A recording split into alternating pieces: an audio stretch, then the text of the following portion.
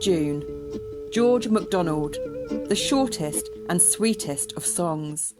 10th December 1824, 18th of September 1905. R.I.P. Ti to bai no more, ti to tai no more pay. The prolific Scottish children's writer George MacDonald was born in Aberdeenshire to a prominent literary and religious family. MacDonald studied moral philosophy and science, but he believed that art and imagination can bring us closer to God. The author of fantasy books and fairy tales such as The Light Princess, his legacy is perhaps less tied to his own work than to his mentorship of Lewis Carroll and his support for such books as J.M. Barrie's Peter Pan and L. Frank Baum's The Wonderful Wizard of Oz. The Wonderful Wizard of Oz. The following, as the title suggests, is one of the shortest poems in the world, though it is still double the length of Gavin Newhart's. See the 14th of February. We'll leave that link at the end.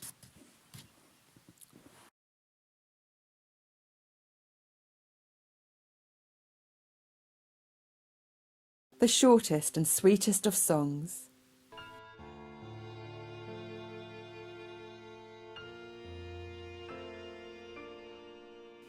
Come home, come home, come home, come home.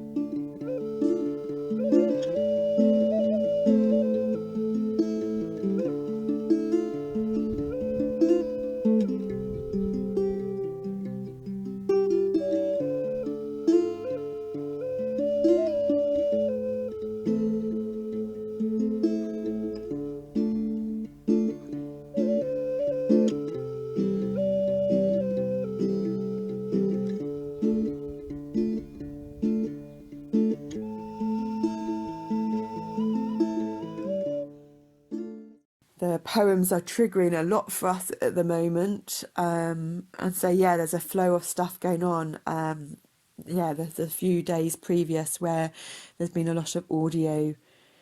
Previous to today's, there's been a lot of audios with information shared. We look forward to the day when we're actually able to share this information out of conscious awareness and want. But I suppose this is the process we're going to get to that. We've been revisiting other stuff and listening to it before we go to bed of ours from the past recently, of which these poems have catalysed. I think one was maybe the 20th of June. And we went back to do the author of another poem for the other book, and there's actually 2 in the other book, so it ended up being 5 poems by this author, but we can only put 4 links up at the end. So we put 4 links to this poet, and it's just amazing because it was about us healing our mums and ours trauma frequencies residing in the connective tissue from the drowning, because the poem was about drowning. And in one of these clips, one of these poems from the other books or from another time actually had our mum in it. And this is the beauty and the amazingness of the subconscious and the superconscious, and how it's all working together, and how the conscious mind doesn't know things because it would be too much information and overload the conscious mind. But for someone to say, well, it's not me, that's not me, for us that means that they're in denial, because we only consciously know a small fraction of ourselves, because that's all the conscious mind can handle, hence the whole autonomic nervous system, you know. But yoga brings the autonomic nervous system, and like Wim Hof as well, also the involuntary muscles into voluntary awareness.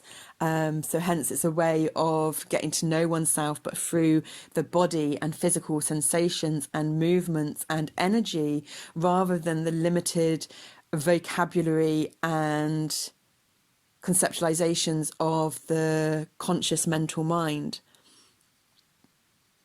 And there was another one as well, that's got 4 of our moon energy transit readings. So yeah, the therapy there's a lot. It's just amazing. It's absolutely amazing, all this process and what's going on. And we're tired, and we're so exhausted, and we want it to be coming to an end. But there never really is an end, is there? The end is just another beginning. And I think it's whatever's underlying the tiredness and the want for it to come to an end that needs to be calmed, be resolved, be put to peace, put to rest. We're not sure.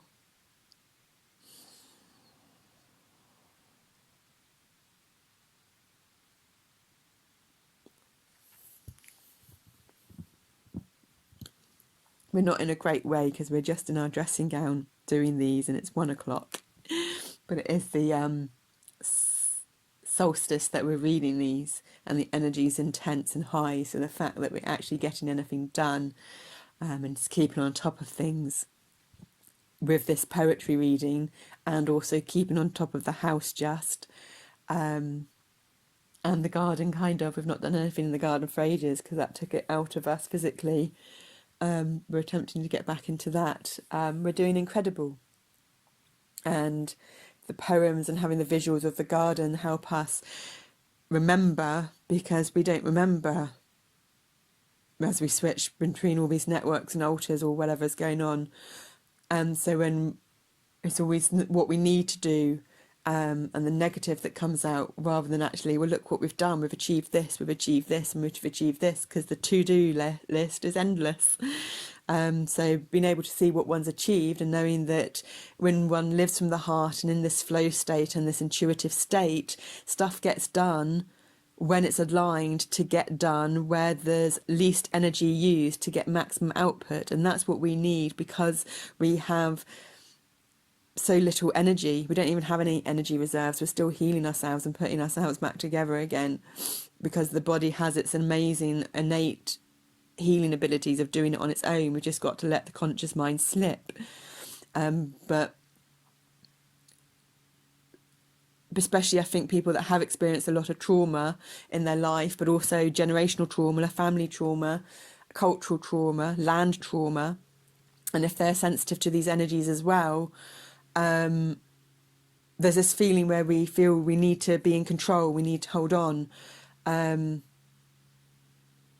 because we know where the slippery slope or the rabbit hole goes. So we have to keep a little bit of holding on, as not to fall away or slip away. So it's a balancing process, not about completely releasing control, but about gradually doing it and going back and forth in a balanced, manageable way. Yeah, okay. Oh, so.